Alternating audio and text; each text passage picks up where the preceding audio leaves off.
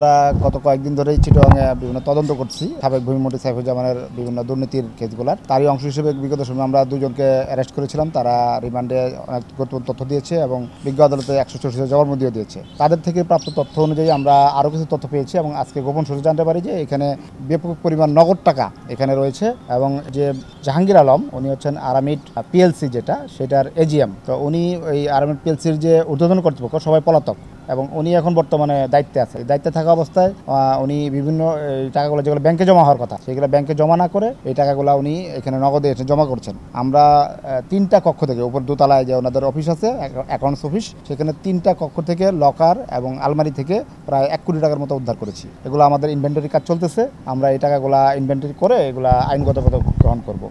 এছাড়া ওনার বিরুদ্ধে আরও আমরা যে সাইফুজ্জামান যে টাকাগুলো পাচার করেছে এই সংক্রান্তে যে আমরা কয়েকটা মামলা করেছি। এই ওনার নামে একটা প্রতিষ্ঠান হচ্ছে ক্লাসিক ট্রেডিং। এই ক্লাসিক ট্রেডিংয়ের অ্যাকাউন্টে প্রায় 600 কোটি টাকা ট্রানজাকশন হয়েছে। এই 600 কোটি টাকা বড় বড় অ্যামাউন্ট, 5 কোটি 10 কোটি এরকম টাকা। এই টাকাগুলা নগদে উত্তোলন করে দুবাই, পরবর্তীতে আমেরিকা, যুক্তরাজ্য, যুক্তরাষ্ট্র, সিঙ্গাপুর বিভিন্ন দেশে পাচার করা হয়েছে। ওই বিষয়েও আমরা তদন্ত করতেছি। ওনার কাছে ব্যাখ্যা চেয়েছি, উনি কোনো সদুত্তর দিতে পারেন নাই। আমরা তাকে আইনের আওতায় নিয়ে আটক করে তাকে জিজ্ঞাসাবাদ করব, বিজ্ঞ ম্যাজিস্ট্রেটের কাছে রিমান্ড প্রার্থনা করব।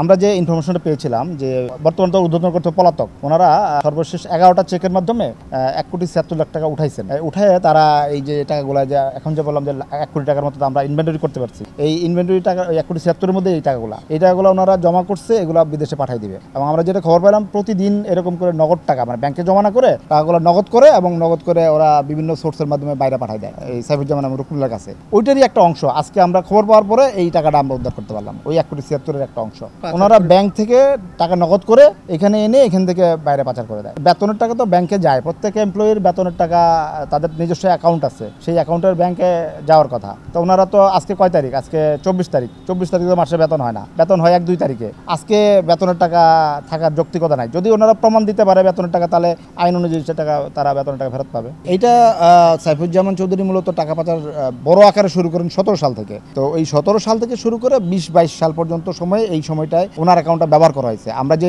গত কয়েকদিনে যে মামলা করেছি বিভিন্ন ব্যাংক থেকে ভুয়া লোন নিয়ে যে 125 কোটি টাকা, তারপরে আপনি দেখছেন যে এইচএম স্টিল থেকে 55 কোটি টাকা, থার্মেক্স থেকে 52 কোটি টাকা, ওরিয়ন গ্রুপ থেকে 240 কোটি টাকা ঘুষ নিয়েছেন। এই ঘুষ গ্রহণের যে মামলাগুলো করেছি ওই টাকাগুলা এই অ্যাকাউন্টগুলোর মধ্য দিয়ে ট্রান্সফার করে হুন্ডির মাধ্যমে বিদেশে পাচার করেছেন বলে আমরা প্রাথমিক জানতে পেরেছি। আমরা যে 23 বস্তা ডকুমেন্ট পেয়েছি ওই ডকুমেন্টগুলো আমরা পর্যালোচনা করতেছি। ইতিমধ্যে ওই ডকুমেন্টগুলোতে উনি যে বিভিন্ন দেশে যে সম্পত্তি করেছেন ওই সম্পত্তির মালিকানা, সম্পত্তির পেমেন্টগুলো মানে এখান থেকে বাংলাদেশ থেকে প্রথমে দুবাই টাকা পাঠাতেন, দুবাই থেকে আবার যুক্তরাজ্যে, যুক্তরাষ্ট্রে টাকা পাঠাতেন।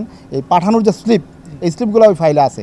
আমরা এগুলা পেয়েছি এবং জব্দ করা হয়েছে, ওগুলা পর্যালোচনা চলছে। আমরা তো প্রথমে 4টা দেশ নিয়ে কাজ শুরু করেছিলাম, যুক্তরাজ্য, যুক্তরাষ্ট্র, সিঙ্গাপুর এবং দুবাই।